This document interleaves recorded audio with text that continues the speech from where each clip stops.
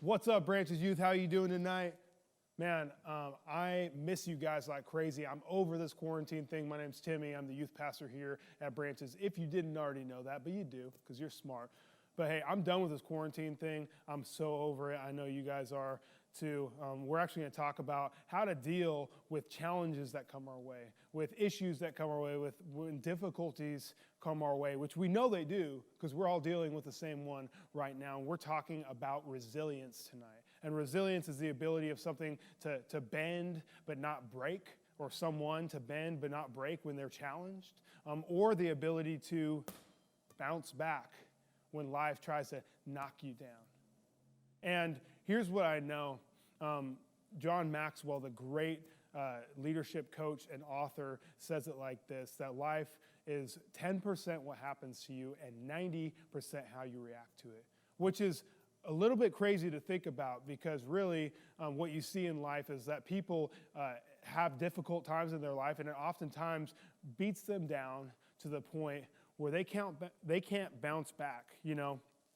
When they face a difficult time and say, you know, their girlfriend or boyfriend breaks up with them, and then they get a bad grade on a test, and their parents get divorced, they lose someone close to them, it has the ability to deflate them.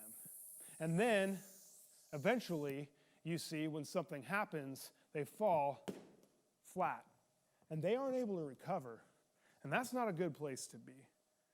And this isn't an issue for just 21st century students. This is an issue that's been going on since the beginning of time. In fact, a couple thousand years ago, there was this guy named James who wrote a book called James. It wasn't a super creative title, but he wrote this book with some incredible insights when it comes to us facing challenging times. James says this in his book called James. He says, "Dear brothers and sisters, when troubles of any kind come your way, consider it an opportunity for great joy." James, what are you smoking? What is that? An opportunity for great joy? You're telling me this COVID-19 thing can be an opportunity for joy? That's not any way it's been described to me. I don't see how that's possible. But James understood something that we don't quite understand naturally, is that everything that we face, just like John Maxwell said, everything that we face is actually, a lot of it's up to us on how we respond to it, and that actually determines the outcome. That determines how we turn out. And it's in that we build a resilience to deal with more pain and more troubles and more challenging times that come ahead. And James actually had some great authority to speak on this. It's not like James just came up with this out of the blue. James was actually the brother of Jesus. And James, I love that asking this question. James actually didn't believe Jesus was who he said he was until he went and died and then rose himself back from the dead. And I would have to ask you, like, hey, what would your brother have to do to convince you that they were the Son of God? What would your brother have to do to convince you that they were the Son of God? Right? They would have to do something miraculous like that. Because James, growing up, no doubt, was probably a little bit like annoyed that his brother sat there and said, like, hey, I'm the Son of God. You know, I'm perfect. I'm never getting in trouble. I'm doing all this stuff. James was like, no, that's not for me. And eventually, when he watched his own brother die and then rise again, he's like, all right, sign me up. Never seen that before. That was incredible. I'm all about Team Jesus. And so when James said this, he understood what it was that he was saying, because he understood persecution. See, James was an early church leader after Jesus had died and rose again, went to heaven. James sought with his brothers, went out to start this Jesus movement, to tell people about what Jesus had done.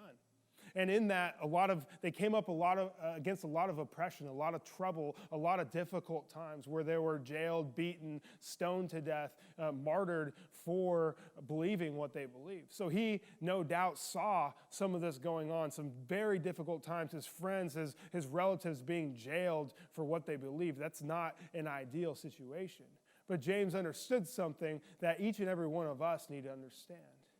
That every difficult time is an opportunity for great joy, for great growth. We have the ability to respond to our circumstances in a way that'll help us grow and improve for the future. And what happens is we see this. When we deal with difficult times, if we respond to them in a way that would help us grow, and I think this is easiest to do with the smaller things. You know, if you're at school and you get a bad grade, instead of being like, I'm a terrible student, I'll never be good at anything, you say, hey, you know what, I need to grow, so I'm going to build myself up a little bit. I'm going to look at this as an opportunity for growth. So I'm going to study a little bit more. I'm going to try a little bit harder. I'm going to wake up, 15 minutes earlier and actually do my homework. And then when your boyfriend or girlfriend dumps you and you're like, shoot, my life's over, my life is pain, I'll never find love again, and you're junior high or high schooler, you will, don't worry. Instead of looking at it that way, you say, hey, you know what? I'm going to make myself better. Maybe I contributed to the downfall of that relationship. I'm going to work harder at being a better person.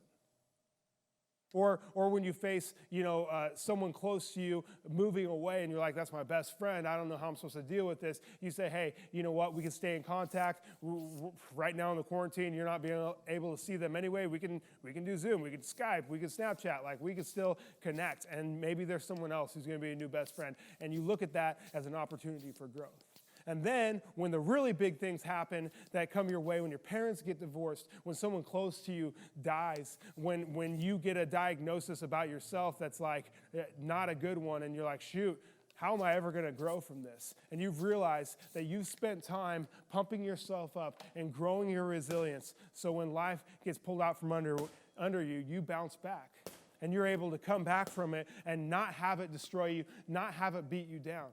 You're not done, you're not over, because you've looked at your opportunity as your challenge as an opportunity for great joy, for improvement, for growth. And each and every one of us can do that, and especially vital in this time. And James goes on to say this. He says, for you know that when your faith is tested, when you are challenged, when you have troubles coming your way, your endurance or your resilience has a chance to grow. I don't know about you guys, but some of the most amazing people that I've met, that I've read about, are people that have faced just ridiculous trauma, just crazy pain in their life, stuff that I wouldn't wish on my worst enemy. They've experienced that, and they've grown through it. See, if you don't face some of these challenges, you don't even have the opportunity to grow. You don't even have the chance to grow.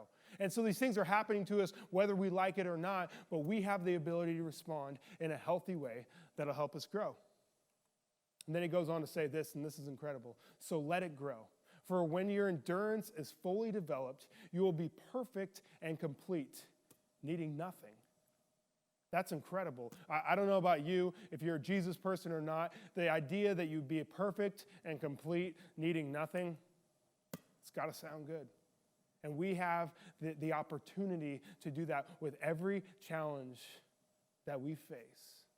And the most beautiful thing about this, it's actually Easter week. And Easter is all about Jesus' death and resurrection from the grave, which is an incredible truth in and of itself.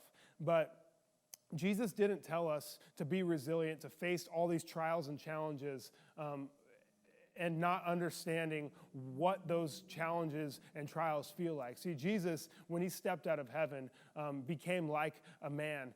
He became like a person, like a human being, so that he could experience everything that we're experiencing.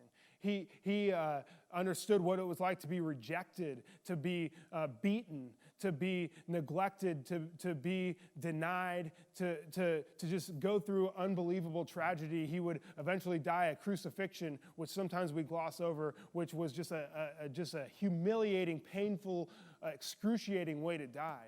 And he did that for us, to show that, hey, he's not just telling us to endure the pain, but he's understood what the pain feels like. And in that, he showed that, hey, I'm with you through it. I understand what you've gone through, but I know that you can grow through it. So I challenge you during this time. Use the opportunities, the challenges in front of you as areas of growth, ways to improve yourself, to make yourself better. I've been telling my staff the last couple of weeks to spend an hour a day on your spiritual growth. Pray, read the Bible. You have all the time in the world. Be intentional about your time. I don't care that you're young, that you think that it's meaningless or whatever. You're never too young to spend time on your personal growth. It's so worth it. You are so worth it. So I'm going to challenge you during this time. Consider it joy when you face trials, when you face troubles, when you go through pain, and look at the opportunity to grow. God bless you, Branches Youth. I will see you next week. Tune in this Sunday to see our Easter service on branches.tv or at Branches on social media. We'll see you guys. Love you.